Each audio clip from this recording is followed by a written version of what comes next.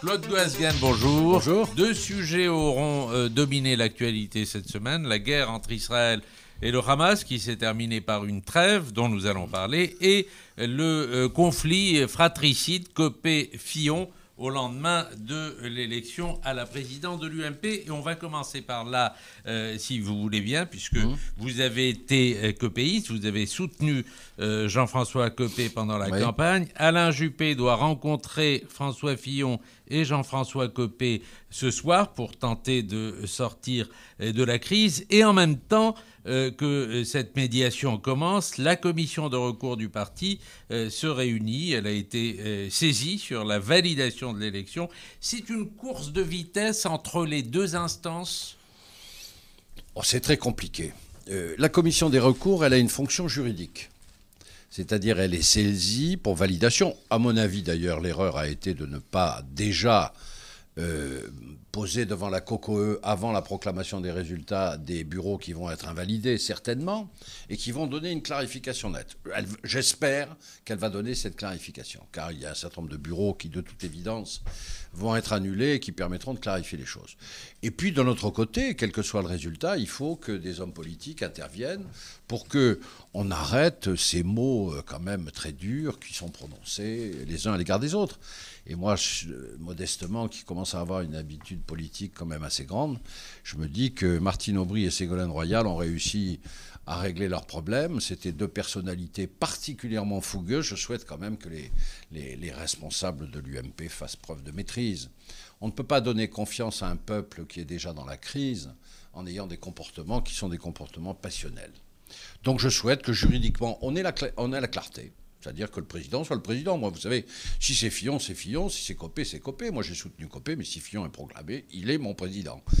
Et puis qu'après, les médiations de Juppé, de Sarkozy, de Dieu sait qui, de moi-même, même s'il le faut, ou de Raffarin, on puisse intervenir. Vous êtes candidat à une médiation ? Non, je suis candidat à rien du tout. Je suis candidat à l'apaisement, le plus rapide possible. Néanmoins, il va falloir quand même qu'on se pose un certain nombre de questions après. Car nos statuts sont des statuts bonapartistes. Ce parti UMP, c'était un parti bonapartiste à l'origine, où en fait chaque empereur se désignait les uns après les autres. Il n'y avait pas d'élection.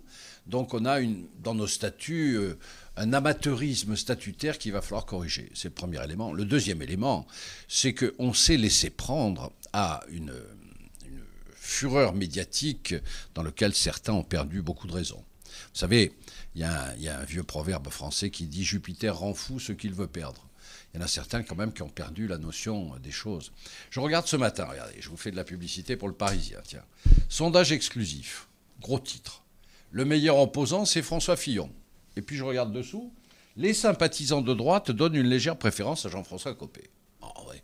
Quand vous regardez ça, vous me dites, bon, il faut arrêter, quoi. Avant, c'était les sympathisants de droite qu'on mettait en évidence. Maintenant, c'est les sympathisants de gauche, d'après ce que je crois comprendre. Bon, la presse s'amuse un peu, mais il appartient aux hommes politiques de garder leur raison. La presse fait son métier, on ne peut pas l'attaquer. Jonathan Six. Je reviens sur l'histoire des statuts. Vous êtes un homme de droit, donc c'est intéressant d'avoir votre avis précisément sur cela. Vous dites que l'UMP est un parti bonapartiste, mais oui, évidemment, un parti bonapartiste. L'UMP s'est prêté donc à cette primaire. Un parti politique démocratique doit-il pourtant ou néanmoins absolument avoir un système de désignation de son président démocratique? Je crois. Une nomination collégiale pourrait pas, par exemple, éviter ce type de situation? Non, je crois pas. Franchement, nous sommes à une période de personnalisation. Il faut que quand même les partis de droite républicaine, pour l'extrême droite c'est autre chose, ils font ce qu'ils veulent, mais un parti de droite républicaine doit avoir le courage de faire discuter ses militants. Et souvent d'ailleurs, on voit bien que le manque souvent d'informations politiques sur nos militants est assez fort.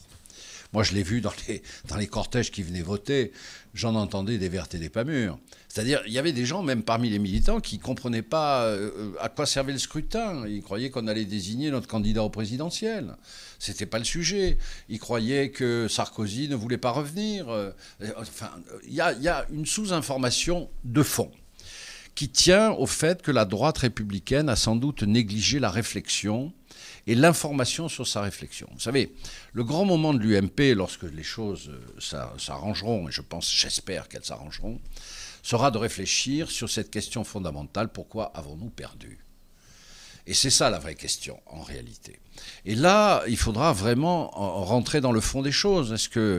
Est-ce qu'au fond, nous n'avons pas raté une occasion, et j'impute à personne, car la crise était forte, sur les dépenses publiques, sur la manière de gérer les impôts, sur la sécurité. Enfin, il y a des tas de choses qu'il faut revoir. Sur le droit du travail, on a laissé faire beaucoup de choses.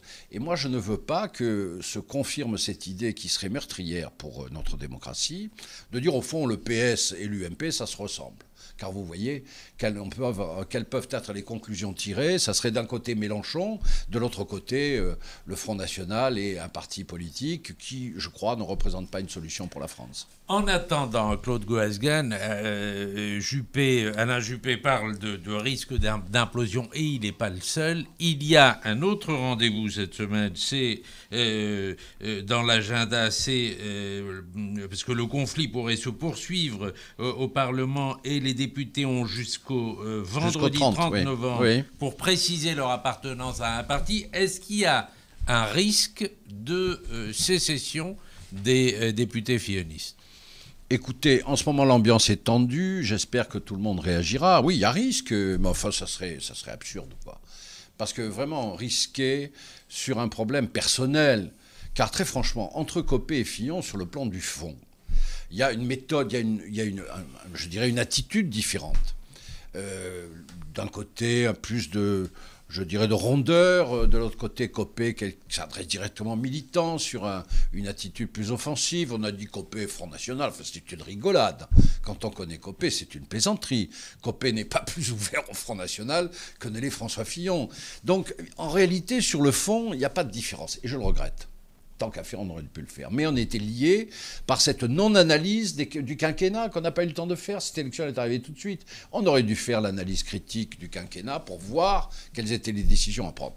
Maintenant, quand vous n'avez pas de problème de fond entre vous, que des problèmes de personnes simplement vous opposent, moi j'appelle les gens à rester stables.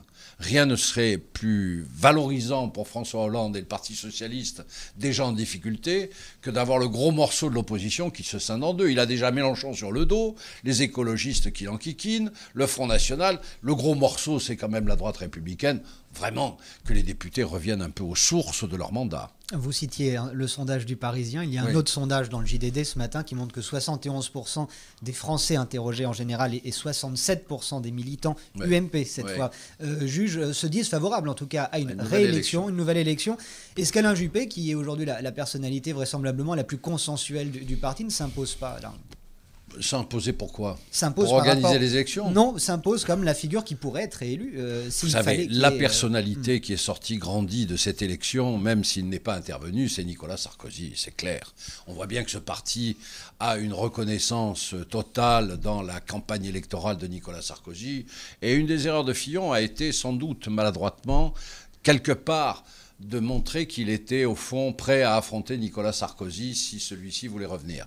Non, je pense que... Alors, vous pensez que M. Sarkozy pourrait être un recours ? Je crois que Nicolas Sarkozy, vous savez, après 2014, il prendra son temps. C'est pas moi qui vais lui dicter ses décisions, mais bien entendu, il est très près de tout cela. Je crois qu'il téléphone à la plupart des leaders pour leur inciter à se calmer. C'est en réalité, vous savez, chaque fois qu'on prononçait le nom Sarkozy dans les meetings, c'était l'acclamation générale. Et je pense que dans les meetings de François Fillon, c'était pareil. Alors, est-ce qu'il faut refaire des élections ? Ça fait 4 mois qu'on fait des élections dans le parti. Ça a été épouvantable à organiser dans un parti qui n'en a pas l'habitude. Je ne vais pas me retaper 4 mois d'élections. S'il faut le faire, on le fera. Mais très franchement, pendant ce temps-là, le Parti socialiste, qui est en grande difficulté, gouverne la France n'importe comment. Et en réalité, nous sommes immobilisés dans des histoires qui sont des histoires quand même que les Français considèrent à juste titre comme secondaires. Alors, je me soumettrai parce que moi, je suis bête et discipliné. Mais très franchement, ça serait pas une bonne idée de recommencer une campagne électorale. Mais quelle est la bonne idée ? Je veux dire, comment sortir de cette impasse ? La bonne idée, c'est d'abord de savoir s'il y a eu des bureaux qui ont été trafiqués ou non. C'est-à-dire qu'on nous dise clairement qui est-ce qui a gagné, quoi, et qu'on n'en parle plus. Après, donc il faut proclamer les résultats. Bien sûr, maintenant il faut proclamer les résultats. Ils ont été proclamés par la COCOE, mais bon, visiblement notre président, que j'aime beaucoup, qui est un sénateur respectable, agrégé de droit public, a proclamé des résultats incomplets qui sont contestés. Mais la commission des recours est là pour ça, qu'elle proclame et puis on voit. On voit quels peuvent être les arbitrages et la conciliation. Et très franchement, je ne vois pas le président élu ne pas tendre la main à ceux qui ont été minoritaires. Ça serait absurde. Et là, je pense que quelqu'un comme Alain Juppé a quelque chose à faire. Mais d'abord, je veux savoir qui a gagné. Un parti politique, c'est pas une association de fête, hein, c'est pas une auberge dans laquelle on plante ses choux et on met les piments d'un côté et puis les choux de l'autre. C'est un parti politique, ça a des statuts. Il faut respecter les statuts. Et puis c'est tout. Alors, on conteste la commission des recours. La commission des recours n'a pas été mise en place par Jean-François Copé, elle a été mise en place par Xavier Bertrand. Elle est composée de gens qui ont pris position, comme tous les militants. Il y en a autant du côté de Fillon que du côté de Copé, puis il y en a même pour le maire. Elle va examiner publiquement. Elle ne va pas faire des mijotages comme ça en catimini, c'est évident. Donc elle va nous dire ce qu'elle pense de l'organisation du scrutin et proclamer le résultat, soit infirmé, soit confirmé. Et à partir de là, on discute. Mais tout mélanger, le politique et le juridique, alors qu'on voit bien que François Fillon, dans un premier temps, accepte de reconnaître, puis il n'est plus candidat, puis maintenant il dit qu'il est de nouveau président. Enfin, tout ça, il faut en sortir de cet imbroglio. On ne pourra rien faire si on ne sort pas de l'imbroglio juridique. Il faut que les gens sachent qui a gagné, et puis voir après comment on rétablit la confiance. En attendant, vous estimez que, parce qu'on a demandé tout à l'heure sur une radio consoeur à M. Juppé, est-ce qu'il y a qui est aujourd'hui en attendant président? C'est Jean-François Copé. Il dit Jean-François, c'est Jean-François Copé. Mais M. Fillon continue à l'appeler Monsieur le secrétaire général. Ouais, enfin, non, mais vous savez, tout ça vraiment mérite d'être canalisé. La passion, je vous dis, Jupiter rend fou ce qu'il veut perdre. Hein, c'est une phrase qui s'adresse aux politiques qui ont exercé des responsabilités. Il y a des mots qu'il ne faut pas dire. On règle les affaires, ça peut être violent, mais il y a des mots comme mafia, comme arrangement, comme monsieur le secrétaire général, qu'on ne comprend pas de la part de personnalités capables d'appuyer sur les boutons de la dissuasion nucléaire. On est calme quand on perd et on est calme quand on gagne. C'est la recette qu'attendent les Français.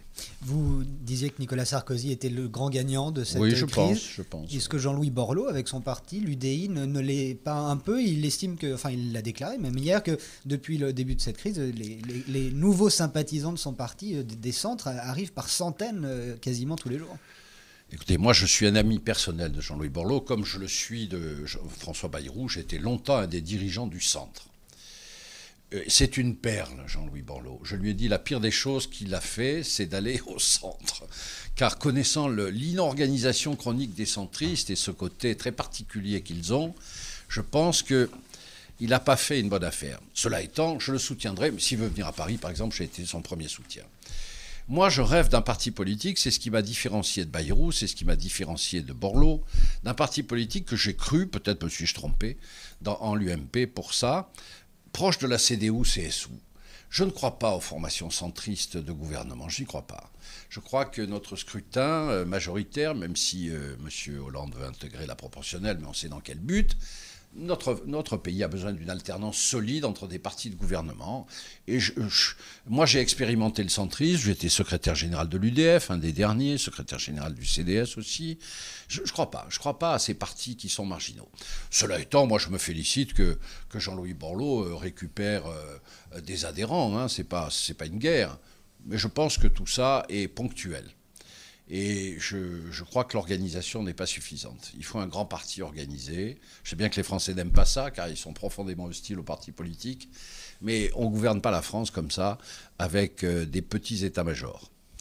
Alors, pour terminer avec ce chapitre, Claude Goasguen, vous disiez tout à l'heure, il faut proclamer les résultats. Néanmoins, il y a une médiation qui s'est enclenchée. Une médiation politique. Moi, je la considère comme politique et utile, mais cela étant, il faut respecter les statuts sur le plan juridique. Et qu'est-ce qui se passe sinon n'importe quel adhérent peut attaquer devant les tribunaux.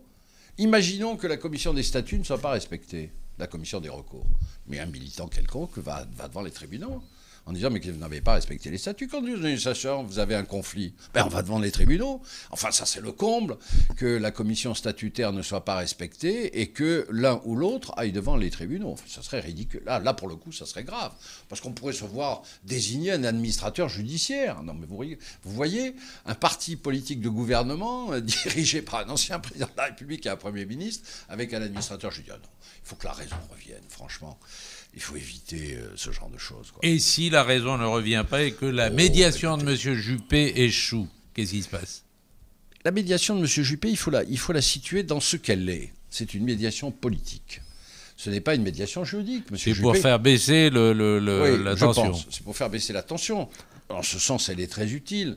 Mais M. Juppé ne peut pas se substituer aux statuts qu'il a créés lui-même, d'ailleurs, puisque c'est lui qui les a rédigés. Oui, mais il pose un certain nombre de conditions, M. Juppé. Il dit il faudrait qu'il y ait un observateur de la commission à la commission de recours. Mais je suis complètement d'accord. À tous les observateurs, tous les journalistes, on peut ouvrir grandes les portes, même la télévision s'il faut. Tout ça n'est pas incompatible avec le respect des statuts. Mais cela étant, il faudra respecter les statuts du parti. C'est comme ça, un parti politique. Sinon, c'est la foire d'empoigne. Claude Goesgen, la guerre à Gaza aura duré une semaine. On peut dire que c'est la guerre des 8 jours. Elle s'est achevée par une trêve. Est-ce que le trio Netanyahou, Barak, Lieberman, que vous connaissez bien, s'est montré sage en acceptant cette trêve? Écoutez, ils ont quand même une grande capacité à examiner les événements, et je me garderai bien de critiquer ce qu'ils ont fait. Ce qui n'empêche que moi, je suis très inquiet pour la première fois. J'ai toujours été très optimiste. Je trouve que l'armement qui a été développé par les adversaires historiques d'Israël est impressionnant et signifie un tournant dans la politique de sécurité qu'il faut prendre en considération, malgré les instruments de défense positifs qui ont été mis en place en Israël. Je trouve que Gaza reste quand même un problème international que les grandes puissances devraient aborder avec beaucoup de courage et beaucoup de sérénité. Parce qu'il y a le problème palestinien, mais en réalité, au-delà du problème palestinien, il y a le problème de Gaza. Parce qu'on voit bien qu'avec la Cisjordanie, il peut y avoir un accord qui arrive maintenant à maturité. Et on voit bien d'ailleurs que la guerre qui a été déclenchée par le Hamas est très liée à la démarche du Fatah et pour essayer de reprendre un minimum de popularité à l'encontre d'Abou Mazen. Je crois que Gaza doit être démilitarisé. Je pense qu'on n'y arrivera pas autrement. Gaza est une singularité historique qui demande à être traitée à part.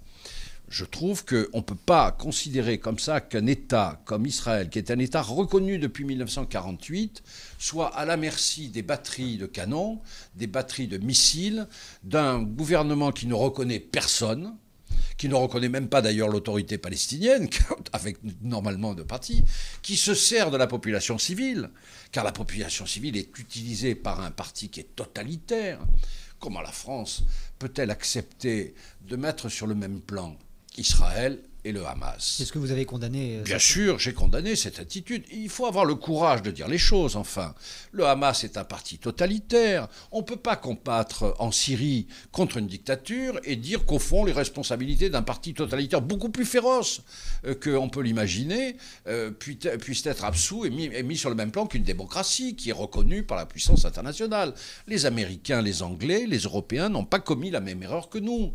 La singularité française dans ce domaine, dont je sens que le Quai d'Orsay, omniprésent, est toujours là, quelles que soient les tendances politiques qui sont au gouvernement, cette manière qu'ont les Français de toujours se mettre au milieu en espérant qu'on va gagner des deux côtés, nous perdons des deux côtés. Nous perdons de la crédibilité en Israël et nous perdons de la crédibilité dans les pays arabes. Il y a des moments où il faut savoir dire « vous avez tort ». Et il est clair que le Hamas est un parti totalitaire. Moi, vous savez, j'ai été au moment de la guerre, la dernière guerre Gaza, j'ai vu ce qui s'était passé à Gaza entre le Fatah et le Hamas. J'ai vu les militants du Fatah littéralement broyés par le Hamas qui avait peur que le Fatah négocie avec l'armée israélienne. Ce ne sont pas des gentils, le Hamas. Hein. On me dit « oh oui, mais il y a des tendances modérées au Hamas, alors il y a le djihad islamique ». Mais qu'est-ce que c'est que cette histoire? Un pays est bombardé régulièrement par des gens qui sont incontrôlables, surarmés. Car au fond, on me parle que le Gaza est sous blocus. Il n'y a qu'un truc qui marche très bien à Gaza, c'est les armes, quoi. Hein. Peut-être il y a un blocus sur la nourriture, je le regrette, mais enfin les armes, ça passe largement. Et ça passe par des canaux que l'Égypte voit, entretient et augmente. Alors tout ça ne peut pas durer, vous savez. On a démilitarisé la Roure, on a démilitarisé le Kosovo. Il y a des moments où il faut que la communauté internationale prenne son courage à deux mains, quelle que soit sa tendance. Sinon, Israël sera un pion dans l'échiquier international et on ne peut pas accepter qu'un État démocratique, reconnu par la communauté internationale, soit ainsi le jouet d'affrontements de grandes puissances qui laissent faire. Encore un mot sur la politique française justement dans la région. Laurent Fabius a déclaré devant le Sénat jeudi qu'il défendrait, pour l'instant rien n'est précis, mais qu'il pourrait défendre, que la France pourrait défendre la candidature d'un État palestinien non membre à l'ONU. Vous réagissez comment ? Je réagis très mal. Enfin, c'est absurde tout ça. On voit bien que l'autorité palestinienne est divisée, qu'elle n'arrive pas à faire des élections correctes, qu'en réalité le statut d'observateur laisse à penser qu'on donnerait à une partie, la moitié des Palestiniens qui ne sont pas élus, une place. Je trouve ça absurde. Je trouve que il faut que les guerriers, les combattants discutent. La seule manière d'obtenir une paix et donc une reconnaissance internationale, c'est que les gens se mettent autour d'une table et qu'ils se mettent d'accord. Tant qu'il n'y aura pas eu ce préalable, je pense que ce qui a été fait à l'UNESCO est tout à fait incroyable. On a violé les statuts de l'UNESCO. Quand on regarde très bien, on n'avait pas le droit de le faire. Est-ce que ça a amené une conclusion ? Enfin, Nicolas Sarkozy était pour à ce moment-là. Vous savez, moi j'ai dit, quand j'étais au groupe d'amitié... Et le Parti Socialiste était contre, en tout cas il le disait. Bien sûr.